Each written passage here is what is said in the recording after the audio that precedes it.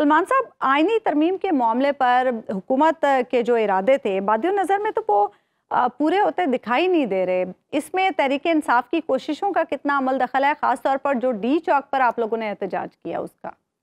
देखिए, हमने तो पूरी कोशिश की है, हमने हर सतह पे आवाज़ उठाई है।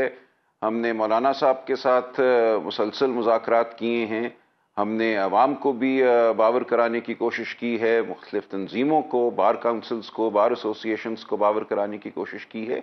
अगर तरामीम नहीं होती तो ये पाकिस्तान के लिए बहुत ही एक अच्छी खबर होगी, क्योंकि ये तरामीम स्याह तरामीम है। इनका मकसद हमारे हुकूक को सल्ब करना है, अदलिया को मगलूब करना है। इससे बुरा कदम पाकिस्तान की आईनी तारीख में कोई नहीं उठाया गया। एक मजाक के तौर पे कहा जाता है कि हर सूबे से जज आएंगे और ये बड़ा अच्छा कोर्ट होगा।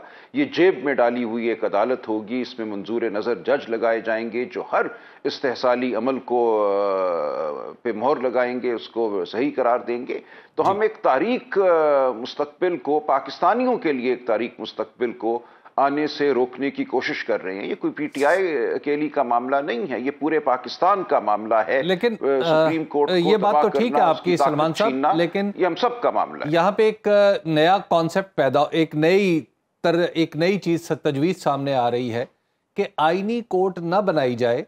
ये मौलाना फजल रहमान की पार्टी के अंदर ये बात परवान चढ़ रही है कि नई एक आईनी कोर्ट ना बनाई जाए, बल्कि मौजूदा कोर्ट में ही आईनी बेंचेस बना दिए जाएं।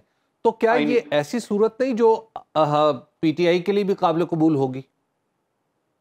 जी बिल्कुल, ये हो सकती है, और उसमें जो तकर्रुर का तरीका है वो बहुत अहम है। देखिए, ये बात तो मैंने पहले दिन से की हुई है कि अगर कभी कोई तरमीम करनी पड़े, मैं समझता हूँ इस वक्त हालात मौजू नहीं हैं, इस असेंबली को इस्तेहकाक नहीं है, लेकिन दुनिया में, भारत में ऐसा है, मुस्तकिल एक आईनी बेंच बन जाता है।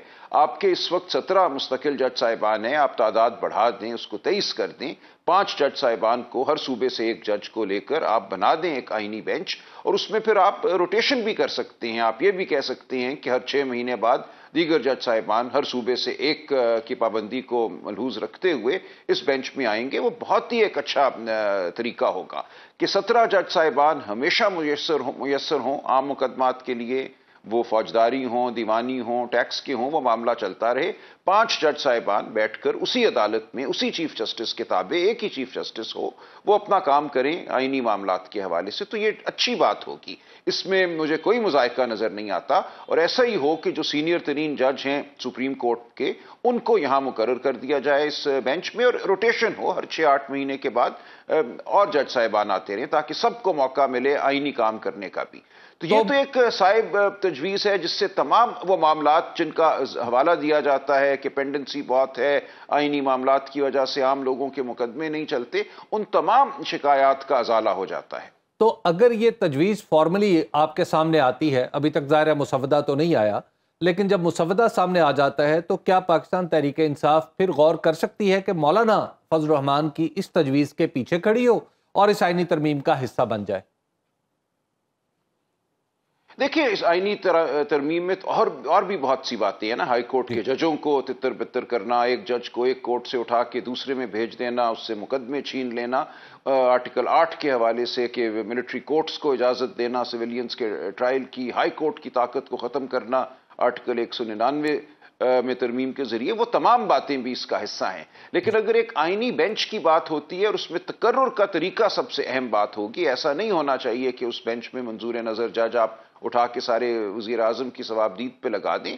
उसका तरीका अगर ये हो कि जो सीनियर मोस्ट जज साहिबान इस वक्त मुयस्सर हैं हर सूबे से, और जो सीनियर मोस्ट जज चीफ जस्टिस ऑफ पाकिस्तान है वही उस आईनी बेंच का भी सरबराह हो, और बाकी 4 जज उसमें सीनियरिटी के लिहाज से हर सूबे से ले लिए जाएं, तो ये काबिल गौर बात है। इसमें कोई बदनीयती बज़ाहिर नजर नहीं आएगी। सलमान साहब, अब तक जो मेरी मालूमात है उनके मुताबिक, एक तो ये मौलाना फजल रहमान की तरफ से जो तजावीज़ अनकरीब सामने आएंगी, उसमें एक तो यह है कि हाई कोर्ट के जजेस को कहीं इधर उधर नहीं किया जा सकेगा, लेकिन एट द सेम टाइम जो मुझे पता चला है उसमें एक आर्टिकल 209 में इनएफिशिएंसी का लफ्ज़ भी इस्तेमाल किया जाने का इम्कान है, वो तजवीज़ आ सकती है।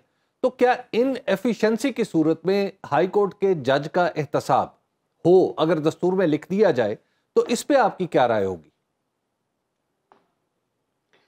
دیکھیے قابل غور ہے یہ، اگرچہ خطرناک بات ہے کہ کسی بھی جج کو جو آزاد منش ہو آپ کہہ دیں کہ یہ انیفیشنٹ ہے، لیکن اگر اس کا معیار مقرر کر دیا جائے کہ انیفیشنسی کا مطلب یہ ہوگا کہ ہر مہینے میں اتنے مقدمات سے کم مقدمات کا فیصلہ کرتا ہے کوئی جج، تو اس کو انیفیشنٹ تصور کیا جائے گا، تاکہ یہ ثوابدیدی اختیار نہ رہے، ایک قاعدہ ہو، اس قاعدے کو آپ وضاحت سے اس کا اطلاق کر سکیں، پھر تو ٹھیک ہے۔ لیکن تمام بات جو ہے وہ ڈیٹیلز پر منحصر ہے کہ جزیات کیا ہوں گی اس تجویز کی۔ جی اچھا سلمان صاحب، بلاول بھٹو نے گزشتہ روز ایک بات کہی ایک ٹی وی پروگرام میں، انہوں نے کہا کہ جسٹس منصور علی شاہ پر انہیں اعتماد نہیں ہے کہ وہ سپریم کورٹ کے ججز کو کنٹرول کر سکیں گے۔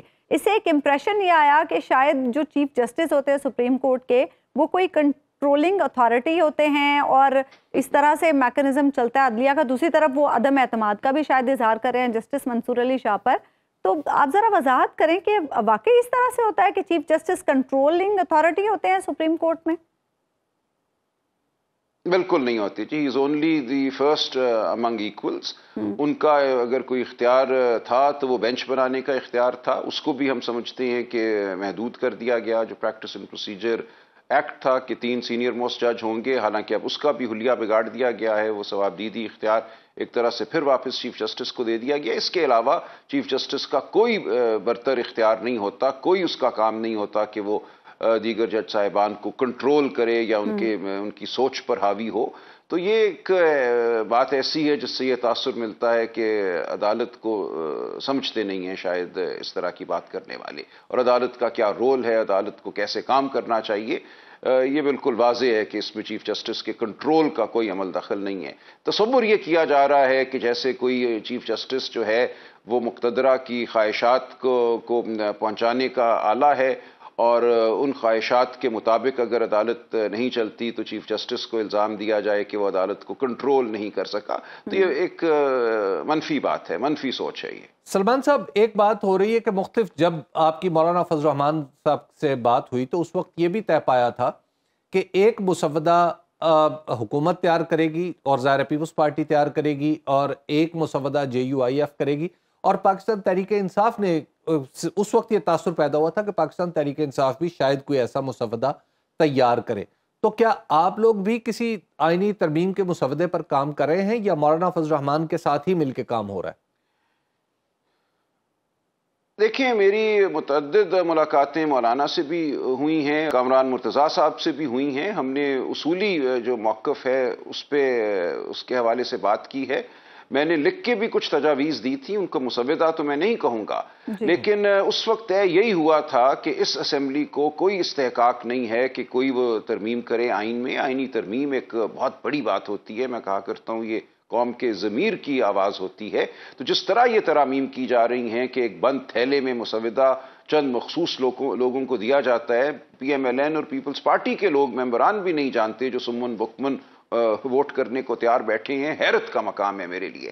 لیکن اس تمام صورتحال میں ہم سمجھتے ہیں کہ کسی بھی مسودے پر غور جو ہے وہ ٹھیک نہیں ہے جب تک اس پروسیس کو ٹھیک نہیں کیا جاتا۔ ایک مسودہ آپ سامنے لائیں، پوری قوم کے سامنے رکھیں، اس پہ آپ بات کر سکیں، اس پہ یونیورسٹیوں کے پروفیسر بات کر سکیں، اس پہ طلباء بات کریں، معاشرہ بات کرے، پھر ہم اپنی تجاویز دیں گے۔ اس کے حوالے سے ہم ایک قومی جو گفتگو ہے اس کا حصہ بننا چاہیں گے۔